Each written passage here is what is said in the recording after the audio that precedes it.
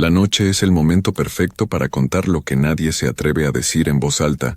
Bienvenidos a un nuevo episodio de Ecos de lo Macabro, donde cada historia podría ser más real de lo que imaginas. Si te gusta sentir ese escalofrío recorriéndote la espalda, suscríbete al canal y únete a esta comunidad de amantes del misterio. Y cuéntame en los comentarios de dónde nos escuchas. Ponte cómodo, apaga las luces y sube el volumen. A veces me pregunto si existen lugares en este mundo donde el tiempo se detiene, donde las almas perdidas buscan desesperadamente encontrar la paz que nunca tuvieron en vida. Después de lo que viví en Córdoba, Veracruz, ya no tengo dudas. Hay sitios malditos donde el pasado se niega a morir, donde las leyendas cobran vida y te persiguen hasta robarte la cordura. Mi nombre es Miguel Ángel. Tengo 42 años y soy historiador. Nací en el puerto de Veracruz, pero toda mi vida he sentido una extraña fascinación por los relatos antiguos de mi estado natal. Era octubre del año pasado cuando recibí una llamada que cambiaría mi destino para siempre. La voz al otro lado del teléfono pertenecía a don Damián Hernández, un anciano de 83 años que vivía en el centro histórico de Córdoba. Me había contactado después de leer uno de mis artículos sobre las tradiciones veracruzanas en el periódico local. Su voz temblorosa me decía que tenía algo muy importante que mostrarme, algo relacionado con la famosa leyenda de la mulata de Córdoba. Debo admitir que al principio pensé que sería otra de esas historias exageradas que los pueblos crean para atraer turistas. Sin embargo, había algo en la voz de don Damián que me inquietaba profundamente. Una urgencia, un miedo real que traspasaba el teléfono y me erizaba la piel.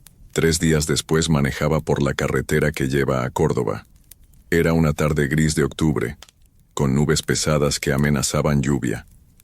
Mientras conducía, no podía quitarme de la mente las palabras del anciano. Señor Miguel Ángel, lo que tengo que enseñarle no es una simple leyenda. Es algo que ha estado esperando durante siglos a que alguien como usted lo descubra. Llegué a Córdoba cuando el sol ya se había ocultado detrás de las montañas. Las calles empedradas del centro histórico estaban húmedas por la llovizna que había comenzado a caer. Los faroles antiguos creaban sombras extrañas que parecían moverse por sí solas entre los edificios coloniales. La casa de don Damián estaba en la calle 3, a pocas cuadras del famoso portal de Ceballos. Era una construcción antigua, de esas que han visto pasar los siglos sin perder su aire misterioso. La pintura de las paredes se descascaraba en algunos lugares, y las ventanas de madera crujían suavemente con el viento nocturno. Toqué la puerta de hierro forjado y esperé. Los segundos se me hicieron eternos hasta que escuché pasos lentos acercándose. La puerta se abrió con un chirrido que me puso los nervios de punta, y apareció la figura encorvada de don Damián. El hombre era más viejo de lo que imaginaba. Su rostro estaba surcado por arrugas profundas que parecían contar historias de sufrimiento. Sus ojos, hundidos en cuencas oscuras, brillaban con una luz extraña que me resultó perturbadora. Vestía una camisa blanca manchada y pantalones de mezclilla desgastados. «Pase, señor Miguel Ángel», me dijo con voz rasposa. «Lo he estado esperando». Entré a la casa y inmediatamente sentí un frío que no tenía nada que ver con el clima. El aire parecía espeso, cargado de una energía extraña que me dificultaba respirar. La sala estaba iluminada apenas por unas cuantas velas, y las sombras que proyectaban en las paredes creaban formas inquietantes. «Siéntese», me indicó señalando un sillón viejo de piel agrietada. «Quiero contarle algo que mi familia ha guardado en secreto durante más de 200 años». Me senté y saqué mi grabadora digital. «¿Puedo grabar nuestra conversación, don Damián?» El anciano negó con la cabeza lentamente. «No, joven. Hay cosas que no deben quedar registradas de esa manera. Solo puede escuchar con sus oídos y recordar con su corazón». Guardé la grabadora y lo miré fijamente. Sus manos temblorosas jugaban con un rosario muy viejo mientras comenzaba a hablar.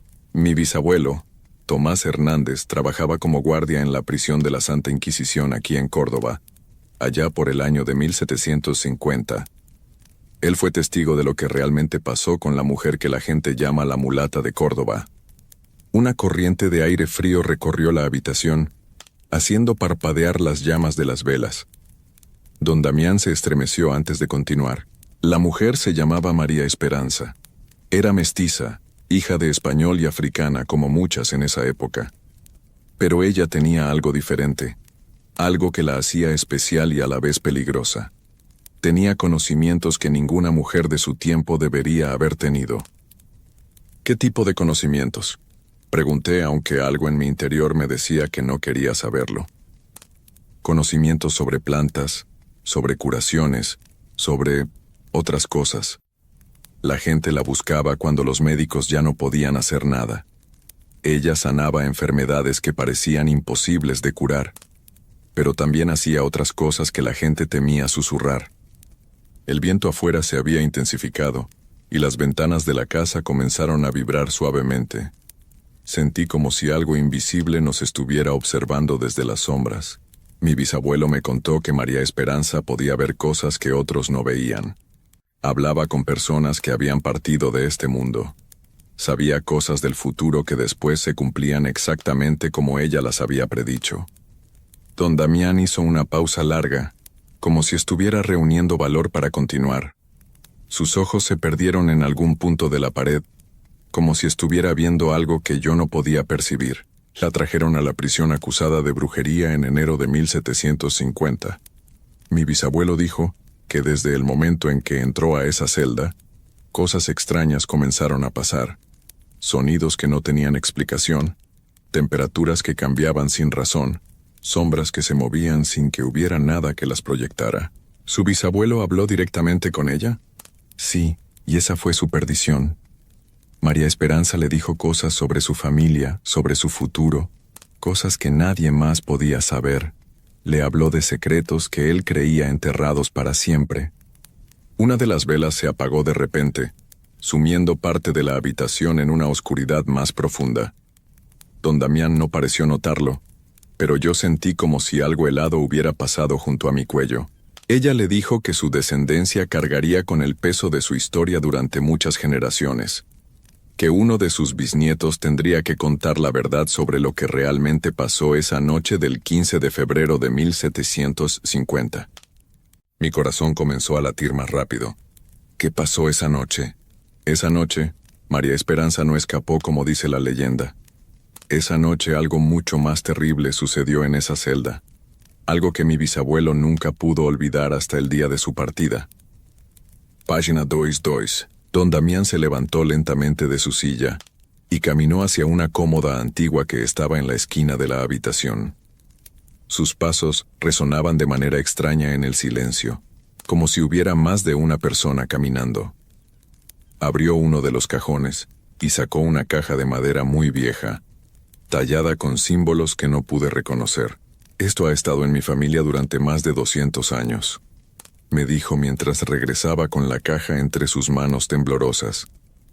Mi bisabuelo me lo entregó antes de partir, y me hizo jurar que algún día encontraría a alguien que pudiera contar la verdad.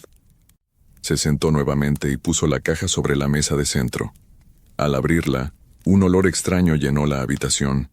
Era como a tierra húmeda mezclada con algo que no pude identificar, pero que me revolvió el estómago. Dentro de la caja había varios objetos. Una llave muy antigua, unos papeles amarillentos, un collar de cuentas negras y algo envuelto en un paño oscuro que don Damián no tocó. Esta llave, dijo tomando el objeto de hierro forjado, abría la celda número 7 de la prisión de la Santa Inquisición, la celda donde encerraron a María Esperanza. La llave parecía pesada y fría, incluso desde donde yo estaba sentado. Había algo en ella que me daba una sensación de profundo malestar. Los papeles son las declaraciones reales que mi bisabuelo escribió sobre lo que vio esa noche. Declaraciones que nunca entregó a sus superiores porque sabía que nadie le creería. Don Damián tomó los papeles con mucho cuidado. La tinta estaba desvanecida, pero aún se podían leer algunas palabras. Me acercó uno de los documentos y pude ver la letra temblorosa de su bisabuelo. Léalo en voz alta, señor Miguel Ángel. Es importante que las palabras salgan de su boca. Tomé el papel con manos que comenzaban a temblar sin que pudiera controlarlo. Las primeras líneas eran apenas visibles, pero conforme leía, Las palabras parecían volverse más claras, como si cobraran vida. Febrero 15, año de nuestro Señor de 1750. Lo que presencié esta noche en la celda de la prisionera María Esperanza desafía toda comprensión humana. Al dar las 11 de la noche, escuché voces que provenían de su celda.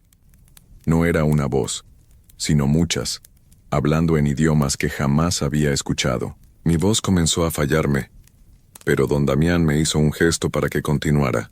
Me acerqué a la puerta de hierro y miré por la pequeña ventana. La mujer estaba de pie en el centro de la celda, pero no estaba sola. Había figuras a su alrededor, sombras que se movían como si fueran personas, pero que no tenían forma definida. El frío en la habitación se había vuelto casi insoportable. Podía ver mi propio aliento cuando hablaba. La mujer levantó sus brazos hacia el techo, y las sombras comenzaron a girar alrededor de ella, cada vez más rápido. Entonces vi algo que jamás podré olvidar. En la pared de piedra de la celda comenzó a aparecer un dibujo, como si una mano invisible lo estuviera trazando. Don Damián señaló hacia la pared detrás de mí. «Voltéese, señor Miguel Ángel». Me giré lentamente y sentí como si mi corazón se detuviera por completo. En la pared de la casa de don Damián, apenas visible a la luz de las velas, estaba el mismo dibujo que describía el documento. Era una figura extraña, como un barco, pero con líneas que parecían moverse por sí solas. «¿Cómo es posible?», susurré. «Porque ella nunca se fue», respondió don Damián con voz quebrada. «Esa noche no escapó en un barco dibujado en la pared como dice la leyenda. Esa noche, algo mucho peor sucedió». Me obligué a continuar leyendo, aunque cada palabra me llenaba de un terror que nunca antes había experimentado. El dibujo se completó y entonces la mujer puso su mano sobre él. En ese momento, las sombras que la rodeaban comenzaron a entrar en el dibujo, como si fuera una puerta hacia otro lugar. Pero María Esperanza no entró con ellas. Se quedó en la celda y me miró directamente, como si supiera que yo estaba observando. Sus ojos ya no eran humanos. Brillaban con una luz que no era de este mundo. Me sonrió y dijo algo que aún escucho en mis pesadillas. «Mi trabajo aquí apenas comienza, Tomás. Tu familia cuidará mi secreto hasta que llegue el momento de que todos sepan la verdad». Las velas de la habitación comenzaron a parpadear violentamente. Don Damián se acercó a la caja y tomó el objeto envuelto en el paño oscuro. «Al día siguiente encontraron la celda vacía», continuó el anciano. «Pero mi bisabuelo sabía que ella no se había ido. Durante años, la gente de Córdoba comenzó a reportar cosas extrañas. Personas que desaparecían sin dejar rastro. Familias completas que simplemente se esfumaban de sus casas durante la noche». «¿Qué es eso que tiene en las manos?», pregunté, aunque no estaba seguro de querer saberlo. Don Damián desenvolvió lentamente el paño. Dentro había un espejo muy pequeño, del tamaño de la palma de una mano. Pero no era un espejo común. La superficie parecía ondular como agua, y cuando me acerqué a verlo, sentí como si algo me estuviera mirando desde el otro lado. Este espejo estaba en la celda cuando la encontraron vacía. Mi bisabuelo lo tomó sin que nadie se diera cuenta. Durante años trató de deshacerse de él, pero siempre regresaba a sus manos. María Esperanza no se fue de Córdoba esa noche. Se escondió en lugares donde nadie podía encontrarla. En los espejos, en los reflejos del agua, en las sombras que proyecta la luna llena. El espejo en las manos de don Damián comenzó a brillar con una luz tenue pero inquietante. Dentro de su superficie pude ver formas que se movían, como si hubiera todo un mundo del otro lado. «Ella sigue aquí, señor Miguel Ángel. Sigue buscando personas para llevárselas a su mundo. Mi bisabuelo llevó la cuenta durante años. Cada vez que alguien desaparecía en Córdoba sin explicación, él sabía que María Esperanza había encontrado a una nueva víctima». «¿Por qué me está contando todo esto?», pregunté, aunque ya conocía la respuesta y me aterraba.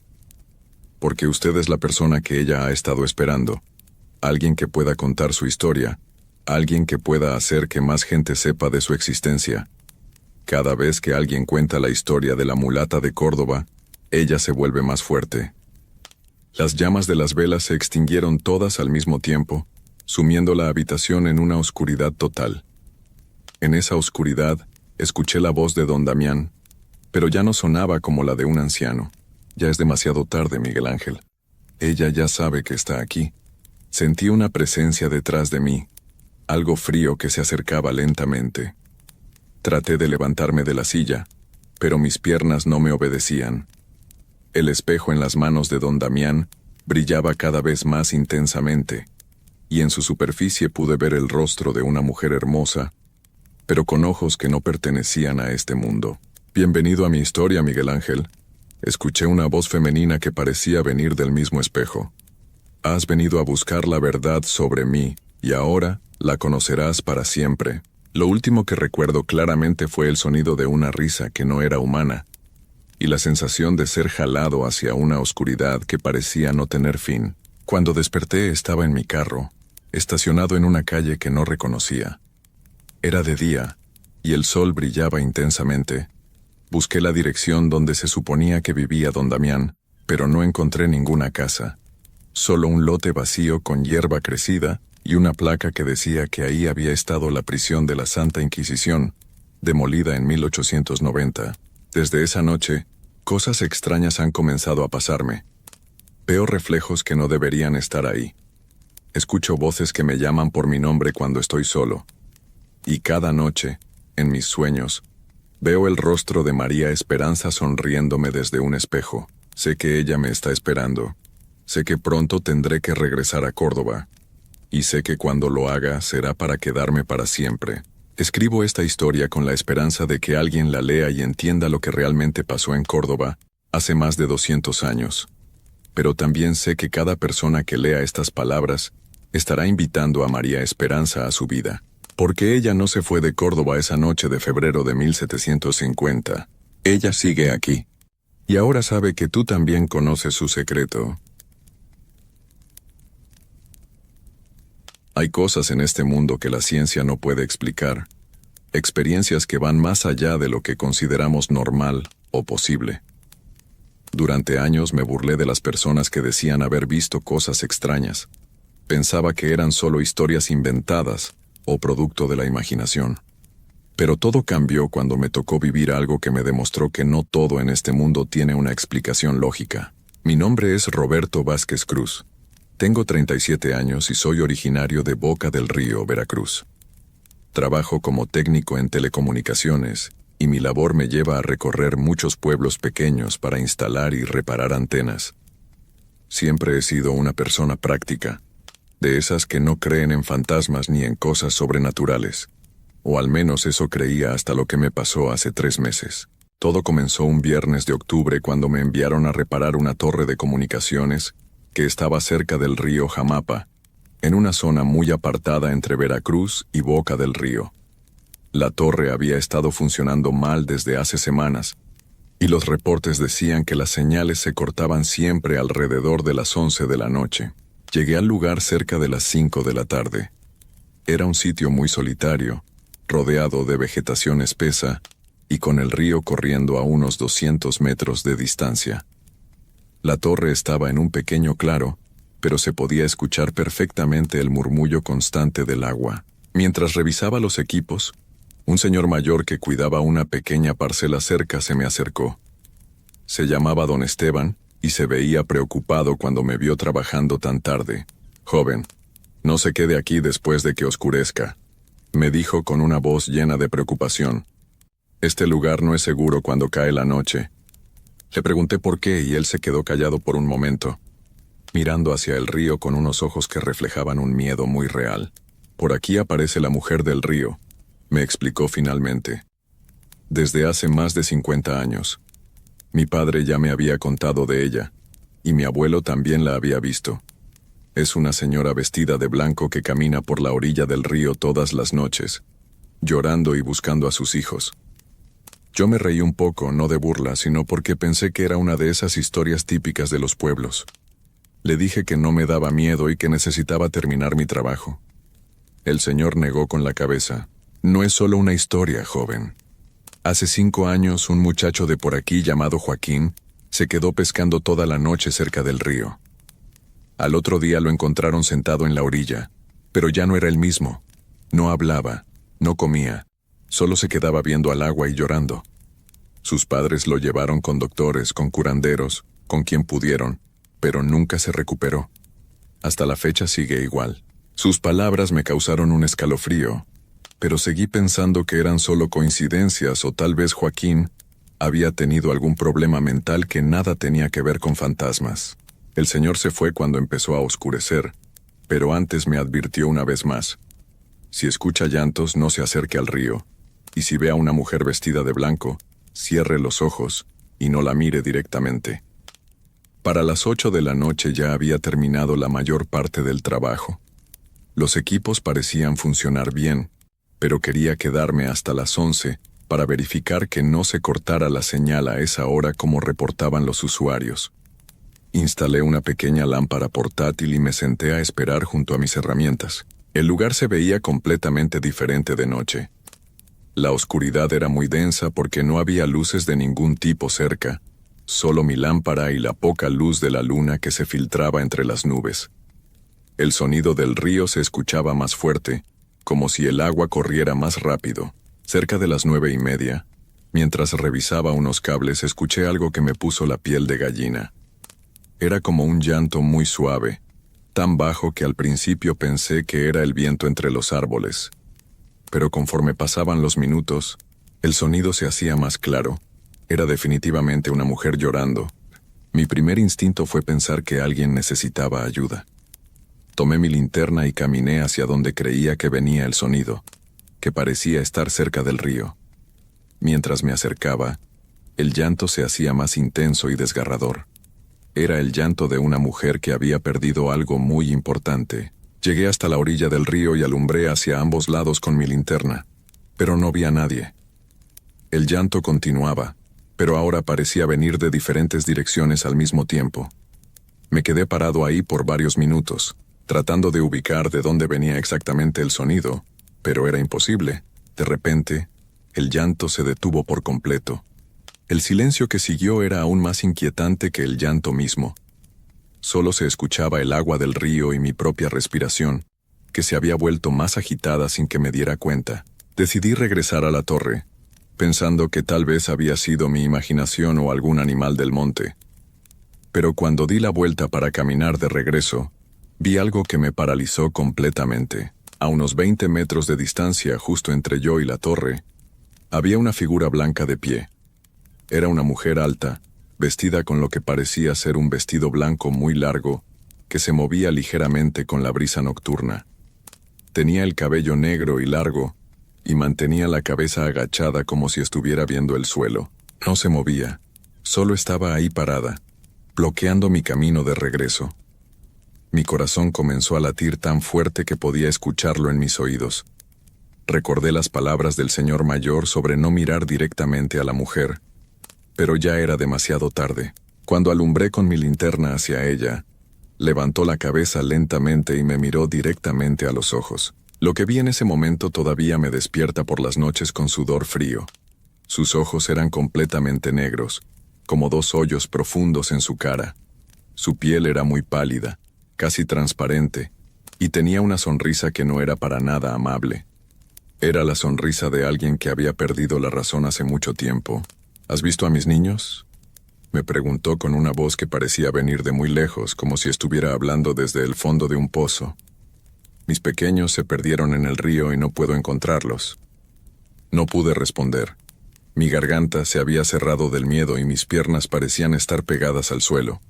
Ella dio un paso hacia mí, y luego otro. Cada vez que se acercaba, el aire se ponía más frío y se volvía más difícil respirar. «Ayúdame a buscar a mis niños», repitió, pero esta vez su voz sonaba diferente, más desesperada, y con un tono que me helaba la sangre. «Están en el río, esperándome. Tienen tanto frío». Cuando estuvo a solo 5 metros de distancia, pude ver que sus pies no tocaban el suelo. Flotaba a unos centímetros de la tierra, deslizándose hacia mí sin hacer ningún ruido. Fue en ese momento cuando logré reaccionar. No sé cómo, pero mis piernas respondieron y comencé a correr hacia un lado, tratando de rodearla para llegar a mi camioneta que había dejado cerca de la torre. Podía escuchar sus pasos o lo que fuera que hacía para moverse, siguiéndome muy de cerca. Corrí sin parar hasta llegar a mi camioneta, con el corazón latiendo tan fuerte que sentía que se me iba a salir del pecho. Mis manos temblaban tanto que no podía meter la llave en el contacto. Detrás de mí, seguía escuchando su voz, cada vez más cerca, repitiendo esas palabras terribles sobre sus niños perdidos. Finalmente logré encender la camioneta y salí de ahí lo más rápido que pude, sin importarme dejar mis herramientas tiradas junto a la torre. Mientras manejaba por el camino de terracería, podía ver por el espejo retrovisor una figura blanca que me seguía corriendo a una velocidad imposible para cualquier ser humano. No paré de manejar hasta llegar a mi casa en Boca del Río. Eran casi las 2 de la madrugada cuando llegué. Mi esposa Elena se despertó cuando me escuchó llegar y se preocupó al verme tan alterado. Le conté todo lo que había pasado, pero ella pensó que había sido mi imaginación o que estaba muy cansado por el trabajo. Durante los siguientes días traté de convencerme de que Elena tenía razón, de que todo había sido producto del estrés y la oscuridad. Pero las pesadillas comenzaron esa misma noche. Soñaba con la mujer del vestido blanco, con sus ojos negros y su sonrisa horrible. En mis sueños, ella me llevaba hasta la orilla del río y me mostraba algo que flotaba en el agua. Pasó una semana y pensé que ya se me había quitado el susto. Pero mi jefe me pidió que regresara a terminar el trabajo en la torre.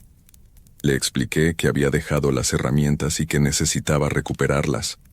Pero no le dije la verdadera razón por la que no quería volver. Esta vez decidí ir durante el día, pensando que la luz del sol me haría sentir más seguro.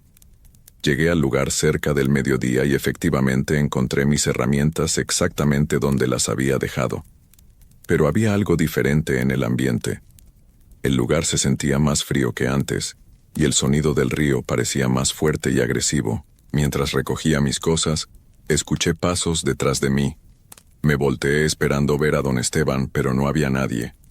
Los pasos continuaron, como si alguien invisible estuviera caminando sobre las hojas secas que cubrían el suelo. Decidí irme de inmediato, pero cuando llegué a mi camioneta descubrí que las llantas estaban ponchadas. Las 4 llantas tenían cortes muy precisos, como si alguien las hubiera cortado con una navaja muy filosa. Mi teléfono no tenía señal, así que no podía pedir ayuda. No me quedó más remedio que caminar hasta el pueblo más cercano para conseguir ayuda. Pero cuando empecé a caminar por el sendero, me di cuenta de que no reconocía el lugar.